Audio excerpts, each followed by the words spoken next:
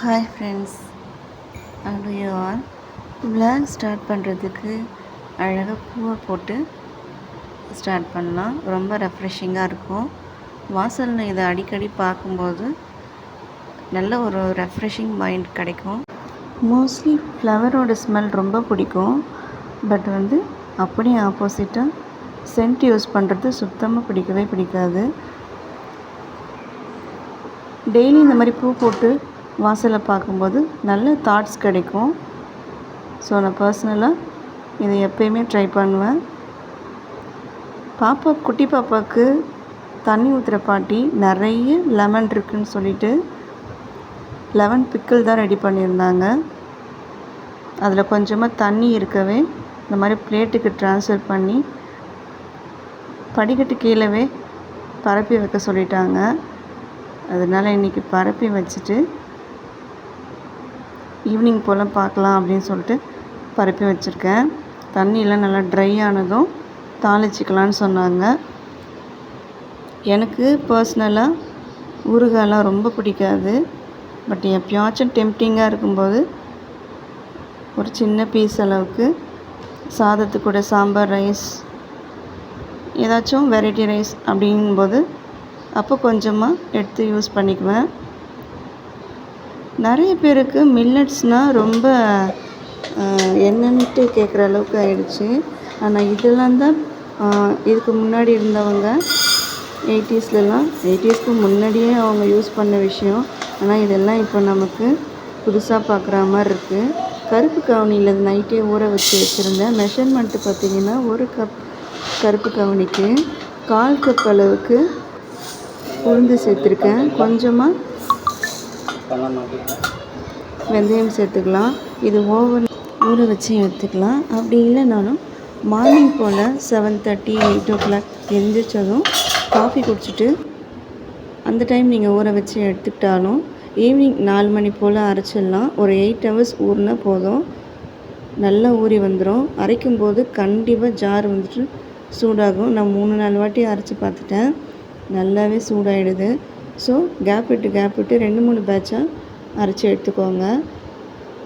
இந்த 4 மணிக்கு அரைச்சி வச்சுட்டு 8 மணிக்கு ஃப்ரிட்ஜில் எடுத்து ஸ்டோர் பண்ணிட்டேன். எடுத்து ஊற்றும்போது லைட்டாக உப்பு சோடா மாவு கலந்துட்டு நல்லா தண்ணி போல் கரைச்சிக்கோங்க. தோசை மாவு பதத்தை விட கொஞ்சம் கம்மியாக இருக்கணும்.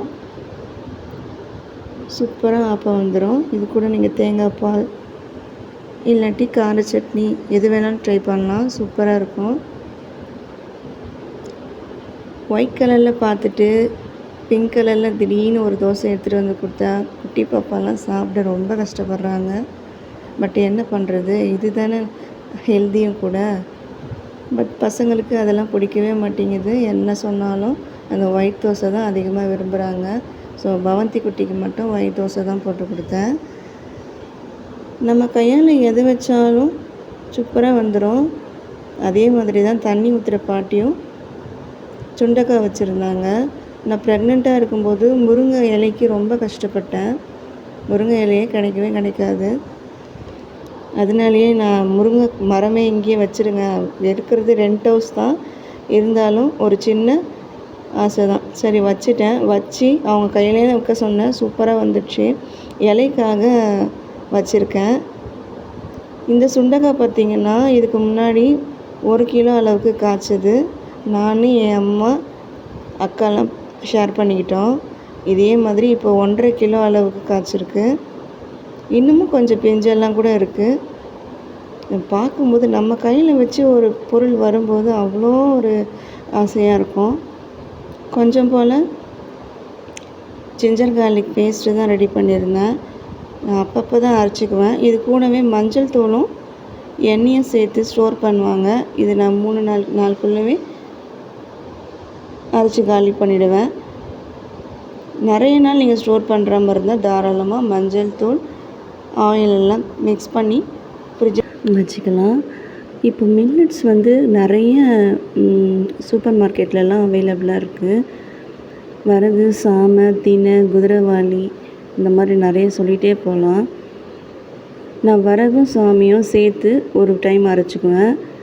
தினையும் குதிரைவாலியும் ஒரு டைம் டிஃபனுக்கு அரைச்சிக்குவேன். அரைக்கும்போது எப்படி இந்த ரேஷியோ அப்படின்னா, நான் 1 கப் அளவுக்கு எடுத்தேன் வரகும் சாமையும் சேர்த்தே மெஷர்மெண்ட் கப்பில் 1 கப் எடுத்துட்டோம் அப்படின்னா 1/4 கப் அளவுக்கு உளுந்து எடுத்துக்குவேன். 1/2 கப் அளவுக்கு இட்லி ரைஸ் எடுத்துக்குவேன். கொஞ்சம் போல் வெந்தயம் சேர்த்துட்டு ஊற வச்சுட்டு, நீங்கள் இதை ஒரு 3 மணி போல் ஊற வச்சிட்டிங்க அப்படின்னா நைட்டு அரைச்சி வச்சுட்டு மார்னிங் நீங்கள் இட்லி மாதிரியோ இல்லை தோசையாவோ சாப்பிட்டுக்கலாம். இதுவே நீங்கள் பொங்கல் செஞ்சு சாப்பிட போகிறீங்க அப்படின்னாலும் நைட்டு படுக்கிறதுக்கு போகிறதுக்கு முன்னாடி ஊற வச்சுக்கோங்க. பாசிப்பருப்பு ப்ளஸ் நீங்கள் எதை சேர்க்க போகிறீங்களோ வரகு சாமை திணை இந்த மாதிரி எதை சேர்க்க போகிறீங்களோ அதையும் 1 கப் அளவுக்கு சேர்த்துட்டு அப்படியே தண்ணி ஊற்றிட்டு ஊற வச்சுருங்க. காலையில் எழுந்திரிச்சிட்டு எப்பவும் போல் ஆஸ் யூஷுவலாக நம்ம எப்படி பச்சரிசியில் பொங்கல் பண்ணுவோமோ அதே மாதிரி நீங்கள் செஞ்சு வரகு சாப்பிட்டா வாழ்நாள் நீடிக்கும். குதிரைவாலி பார்த்திங்கன்னா நல்லா ஸ்ட்ரென்த்தாக இருப்பாங்க. நெக்ஸ்ட் மாப்பிள்ளை சம்பாவுக்கு இளவட்ட கல் தூக்குனா தான் பொண்ணு கொடுப்பாங்க அப்படின்ற மாதிரி ஒரு ஸ்டோரி ஒரு மில்லட்ஸ்க்கும் சொல்லியிருந்தாங்க. இதுலேயே ரொம்ப ஆச்சரியமான விஷயம் என்ன அப்படின்னா, கருப்பு கவுனி அரிசி அதை யூஸ் பண்ணுறவங்க அதிகமாக வாழ்நாள் வாழ்கிறாங்க அப்படின்றதுனால சில கண்ட்ரீஸில் இதை பேன் பண்ணியிருக்கிறதா சொல்கிறாங்க. ஏன் அவங்க தான் வாழணும், செல்வந்தர்கள் தான் வாழணும், ஏன் ஏழையாக இருக்கிறவங்க வாழக்கூடாதா அப்படின்ற மாதிரி நிறைய கமெண்ட்ஸ்லாம் கூட கேட்டிருந்தாங்க. கேட்குறது ஒன்றும் தப்பே இல்லையே. ஏன்னா நிறைய பேர் எவ்வளோ விஷயத்தினால பாதிக்கப்படுறாங்க. அதனால இதை எடுத்துக்கிறதுனால நல்லாகுது அப்படின்னா கண்டிப்பாக செய்யலாம் இல்லையா? ஆனால் ஏன் இதை பேன் பண்ணுறாங்க அப்படின்றது தெரியல. நம்ம பக்கம்லாம் கிடைக்கிறது ஸோ எவ்வளோ நல்ல விஷயம் அப்படின்ட்டு கொஞ்சமாக தேத்திக்க வேண்டியது தான். எனக்கு ஹீட் உடம்பு, அதனால் டெய்லியுமே பாதாம் பிசி சியா சீட்ஸும் நைட்டே ஊற வச்சுருவேன். லெமன் ஜூஸ், நன்னாரி சர்பத் எந்த ஜூஸாக இருந்தாலும் கொஞ்சம் போல் இதிலேருந்து சேர்த்துக்குவேன். சேர்த்து சாப்பிடும்போது கொஞ்சம் ஹீட் நல்லா தணிச்சு கொடுக்கும். இதுவே ப்ரெக்னெண்ட்டாக இருக்கும்போது இதெல்லாம் சாப்பிட்லாமா அப்படின்னு கேட்டதுக்கு கண்டிப்பாக சாப்பிட்லாம், அதிகமாக எடுத்துக்க வேண்டாம், கொஞ்சம் போல் எடுத்துக்கோங்கன்னு சொன்னாங்க டாக்டர். ஜென்ரலாக ஒரு சிலருக்கு வாமிட்டிங் சென்சேஷன் அதிகமாகவே இருக்கும் ட்ராவல் பண்ணும்போது. ப்ரெக்னெண்ட்டாக இருக்கும்போது சொல்லவா வேணும், எனக்கு அந்தளவு வாமிட்டிங் பயங்கரமாக இருந்தது. எப்போ அந்த செஷன்லேருந்து நம்ம வெளியில் வரப்போகிறோம் அப்படின்ற மாதிரி ரொம்ப கொடுமையாக இருந்தது. என்ன பண்ணுறது, கஷ்டமாக இருந்தாலும் அது இன்பமான கஷ்டம்னு சொல்லுவாங்க இல்லையா, அந்த மாதிரி மாறிடுச்சு. பாப்பாவோட ஃபேஸை பார்த்ததுமே எல்லா கஷ்டமும் மறந்தே போச்சு. எப்படி நம்ம அதெல்லாம் திருப்பி நினச்சி பார்க்கும்போது இதெல்லாம் எப்படி நம்ம ஃபேஸ் பண்ணோம் அப்படின்ற மாதிரி தான் இருக்குது. சில பேர் சொல்லுவாங்க ஆஃப்டர் டெலிவரிக்கு அப்புறம் ஒரு சில சேஞ்சஸ்லாம் அவங்க ஹெல்த்தில் இருக்குது அப்படின்னு சொல்லுவாங்க. எனக்கு அப்படி என்ன அதுக்கு முன்னாடி எப்படி வாமிட்டிங் சென்சேஷன் ட்ராவல் பண்ணும்போது இருந்ததோ அதே மாதிரி தான் இப்போவும் இருக்குது. அது போக போக மாறுமா அப்படின்னு என்னன்னு தெரியல. இப்போ ஒரு ஹால் ஹேங்கிங் பார்த்துருப்பீங்க. அது நான் 4 இயர்ஸ் பேக் நானே செஞ்சது தான். ஏதாச்சும் ஒன்று செஞ்சிட்ருப்பேன். கிராஃப்ஸும் ரொம்ப பிடிக்கும். ஸோ நானே செஞ்சது தான். இந்த வெஜ் கட்டர் பார்த்திங்கன்னா பர்சனலாக எனக்கு ரொம்ப பிடிச்ச ஒரு வெஜ் கட்டர். மீஷோவில் தான் வாங்கியிருந்தேன். இந்த ப்ராடக்டோட லிங்க் வேணும்னாலும் டிஸ்கிரிப்ஷனில் கொடுக்குறேன், தேவைப்பட்ட செக் பண்ணி வாங்கிக்கோங்க. ஒரு சைடு வெஜ்ஜஸ் கட் பண்ணி வச்சுக்கலாம், இன்னொரு சைடு அந்த வேஸ்டேஜ் எல்லாம் போட்டுக்கலாம். ப்ளஸ் மேலேயும் நீங்கள் வெஜ்ஜஸ் கட் பண்ணி வச்சுக்கலாம். ஸோ சூப்பராக இருக்கும். நீங்கள் பிளேட் இதுக்காக நீங்கள் எடுத்து வச்சு கட் பண்ணி சாப் பண்ணி பக்கத்தில் வச்சுக்கணும் அப்படின்ற அவசியம் இருக்கவே இருக்காது. இந்த வெஜ் கட்டரில் டபுள் சைடு டபுள் தமாக்கான்ற மாதிரி தான் நல்லாயிருக்கு. சரி, அதை பார்த்தேன், பிடிச்சது வாங்கிட்டேன். நெக்ஸ்ட்டு ஒரு முக்கியமான விஷயம், போஸ்ட் ப்ரெக்னன்சிக்கு அப்புறம் நிறைய வெயிட் லாஸ் பண்ணுறதுக்கு நிறைய பேர் நிறைய மெத்தடை ஃபாலோ பண்ணுறாங்க. உங்களுக்கு தெரிஞ்ச மெத்தட் இருந்தாலும் கண்டிப்பாக கமெண்ட்ஸை சொல்லுங்கள்.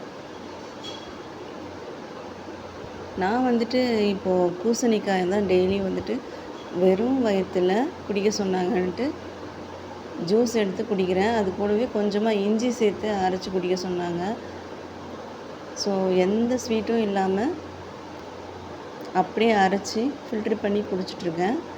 பரவாயில்ல, 3 கிலோ அளவுக்கு குறைஞ்சிருக்குது. ஸோ ட்ரை பண்ணி பார்க்கலாம். எனக்கு ஒர்க் அவுட் ஆகுது பர்சனலாக. பொதுவாகவே பூசணிக்காய் வந்துட்டு கண்டிப்பாக உடம்பு வந்து குறைக்கும் அப்படின்னு சொல்கிறாங்க. இது வந்து ஒரு மண்டலம் ஒரு 48 டேஸ் அந்த மாதிரி எடுத்தால் கண்டிப்பாக குறைச்சி காட்டலாம் அப்படின்னு சொன்னதுனால சரி ட்ரை பண்ணி பார்க்கலான்ட்டு டைம் கிடைக்கும் போது ஃபாலோ பண்ணுறது, இல்லைனாலும் விட்டுறது. பட் இதை ரெகுலர் பண்ணணும், இனி தான் பண்ணணும்.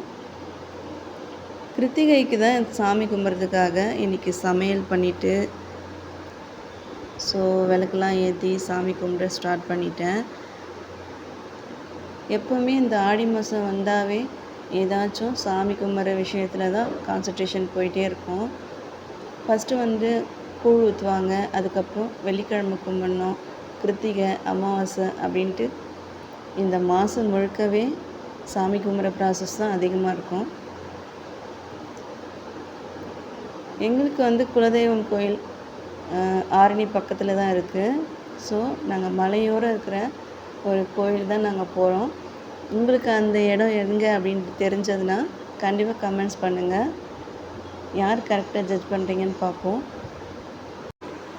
லைஃப்பில் நம்ம எடுக்க வேண்டிய முடிவு முக்கியமான முடிவு, அதுவும் சொல்லவா வேணும். எடுத்துட்டோம் அப்படின்னா அதை சேஞ்ச் பண்ணவே முடியாது. எதை பற்றி சொல்கிறேன்னா ஸ்கூல் சேர்க்குறத பற்றி தான் சொல்கிறேன். பவந்தி குட்டிக்கு 3 வயசு ஆக போகுது. கண்டிப்பாக ஸ்கூல் சேர்க்கணும். எங்கே சேர்க்குறது, எப்படி சேர்க்குறதுன்ட்டு ஒரே கன்ஃபியூஷனில் போயிட்டுருக்கு. கண்டிப்பாக சேர்த்து தான் ஆகணும். அவங்க ஸ்கூல் போவாங்களா, என்ன பண்ணுவாங்க, ரொம்ப அடம் பண்ணுவாங்களா, பயமாகவே இருக்குது. சரி சப்போஸ் சேர்த்துட்டாலும் அங்கே எப்படி இருப்பாங்க, என்ன பண்ணுவாங்கன்னு ஒரே மைண்ட் அங்கேயே இருக்கும். இதனாலே கொஞ்ச நாளாக ஸ்கூல் சேர்க்குறது பேசுகிறது விட்டுறது, ஸ்கூல் சேர்க்குறது பேசுகிறது விட்டுறது எப்படியே போயிட்டுருக்கு. பட் இப்போ அக்டோபர் 12 வந்தால் பாப்பாவுக்கு 3 வயசு ஆகிடுது. ஸோ கண்டிப்பாக சேர்த்து தான் ஆகணும். எங்கே சேர்க்குறதுன்னு ஒரே கன்ஃபியூஷனாக இருக்குது. அவங்கள விட்டுட்டு அவங்க எப்படி இருப்பாங்கன்னு தெரியல. நமக்கு கண்டிப்பாக ரொம்ப கஷ்டமாக இருக்கும். இப்படியே திங்கிங் போயிட்டுருக்கு. ஹஸ்பண்டும் இப்படியே யோசிச்சுட்டு இருந்தால் வேலைக்கு ஆகாது, கண்டிப்பாக சேர்த்து தான் ஆகணும்னு சொல்லிட்டாரு. சரி அனுப்பிட்டு ஒரு 2 நாள் அங்கேயே இருந்துருவோம் அப்படின்னு பிளான் பண்ணியிருக்கேன். ஊர்லேருந்து அப்பா அம்மாவை தான் வர வச்சுட்டு பவந்தி குட்டியை ஸ்கூலில் சேர்த்துட்டு அங்கேயே கொஞ்சம் நேரம் இருக்கலான்னு பிளான் பண்ணியிருக்கேன்.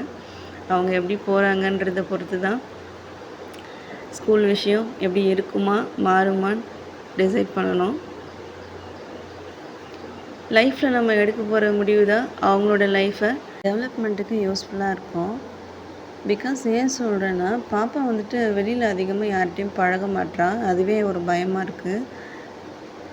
நிறைய பேர்கிட்ட வெளியில் இங்கே ஒரு 2 ஃபேமிலிக்கிட்ட போயிட்டு நல்லா சூப்பராக மிங்கிளாகி ஒட்டிக்கிறா. ஆனால் வெளியிலலாம் அவுட்டிங் போயிட்டோம் அப்படின்னா சுத்தமாக யார்கிட்டையும் பழகவே மாட்டேங்கிறா. அதுவே ஒரு பயமாக இருக்குது. ரீசெண்டாக நாங்கள் எம்ஜிஎம் போயிருந்தோம். அப்போ ஹஸ்பண்டோட ஃப்ரெண்ட் ஃபேமிலிஸ் வந்துட்டு 3 பேர் வந்திருந்தாங்க. அவங்கக்கிட்ட ஒருத்தர்கிட்ட மட்டும் சுத்தமாக போகவே இல்லை. ஒரு நாள் ஃபுல்லாக ஸ்பெண்ட் பண்ணி கூட அவங்க முகத்தை பார்க்குறாங்க, ஆனால் திரும்பிக்கிறாங்க, டல்லாகவே வச்சுக்கிறாங்க. எல்லா கேம்லேயும் பார்ட்டிசிபேட் பண்ணிவிட்டு என்ஜாய் பண்ணுறதுல எந்த பிரச்சனையும் இல்லை, ஜாலியாக விளையாடிடுறா.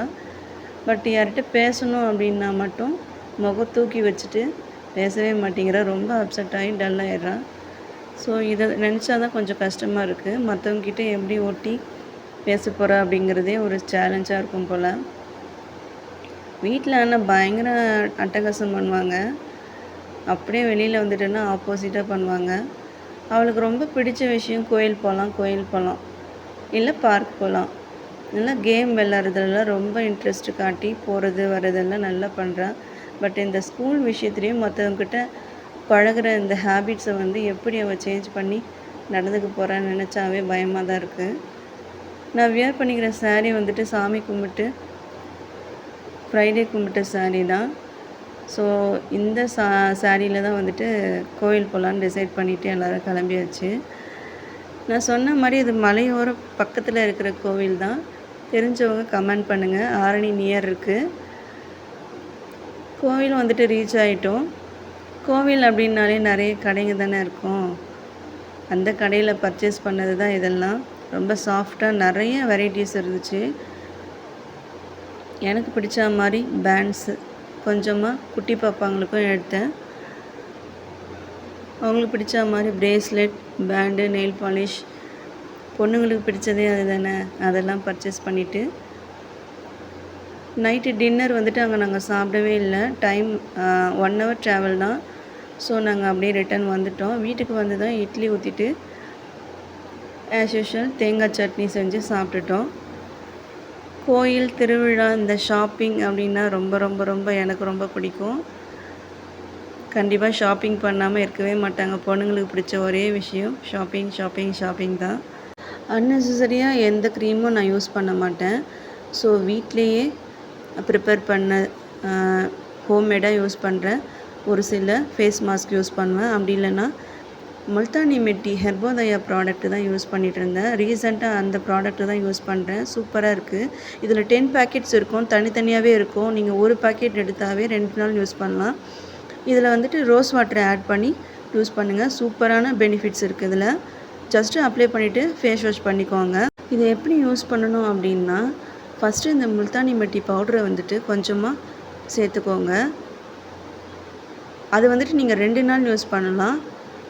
ஒரு ஆஃப் மட்டும்தான் இப்போ யூஸ் பண்ண முடியும். நெக்ஸ்ட் ஆஃப் வந்துட்டு நீங்கள் அப்படியே வச்சுக்கோங்க ஃப்ரிட்ஜில். இன்னொரு டைம் யூஸ் பண்ணும்போது அப்போ இதை எடுத்துக்கோங்க. ஃபஸ்ட்டு கொஞ்சமாக முல்தானி மெட்டியை போட்டுட்டு அது கூடவே கொஞ்சமாக ரோஸ் வாட்டரை ஆட் பண்ணிவிட்டு அப்படியே ஒரு மிக்ஸ் கொடுத்துட்டு அப்ளை பண்ணிக்கோங்க. சூப்பராக இருக்கும். ஜஸ்ட்டு ஃபேஸ் வாஷ் பண்ணிட்டீங்க அப்படின்னா ரொம்ப ரெஃப்ரெஷிங்காக இருக்கும். நான் அதிகமாக க்ரீம்ஸ் எல்லாம் யூஸ் பண்ண மாட்டேன். இந்த மாதிரி நேச்சுரல் ப்ராடக்ட்ஸ்க்கு தான் அதிகமாக கான்சன்ட்ரேட் பண்ணுவேன். சூப்பர் மார்க்கெட் போயிருந்தப்போ தனித்தனியாக இருக்கிற முல்தானி மட்டி, மருதாணி பொடி, ஆரி பொடி அந்த மாதிரி இருக்கிற ஐட்டம்ஸ் எடுக்கிறதுக்கு தான் போயிருந்தேன். பட் வந்துட்டு அவங்களே வந்துட்டு எனக்கு ரெஃபர் பண்ணியிருந்தாங்க. சூப்பர் மார்க்கெட்டில் இருக்கிறவங்களே. இதை வேணால் ட்ரை பண்ணி பாருங்கள். இது அந்த பேக்கெட்ஸ் எல்லாமே அப்படியே ஒரே பேக்கெட்டில் இருக்கும். அதுவும் இதே ரேஞ்ச் தான் வரும். பட் வந்துட்டு இது பார்த்திங்கன்னா செப்பரேட்டாக ஒரு பாக்கெட்டுமே தனியாக இருக்கும். எல்லாம் சூப்பர் மார்க்கெட்டில் இல்லை நாட்டு மருந்து கடையில் கண்டிப்பாக கிடைக்கும். வேணும்னா ட்ரை பண்ணி பாருங்கள். ஸோ இந்த விலாகோட எண்டுக்கு நம்ம வந்தாச்சு. இந்த வீடியோ உங்களுக்கு பிடிச்சிருக்கும்னு நம்புகிறேன். வீடியோ பிடிச்சிருந்தால் லைக் பண்ணுங்கள், ஷேர் பண்ணுங்கள், சப்ஸ்கிரைப் பண்ணிக்கோங்க. மறக்காமல் பெல் ஐக்கானையும் ப்ரெஸ் பண்ணிக்கோங்க. எல்லோரும் ஹெல்த்தியாக ஹாப்பியாக இருங்க. இன்னொரு விலாகில் சந்திக்கலாம். டாடா, பாய்.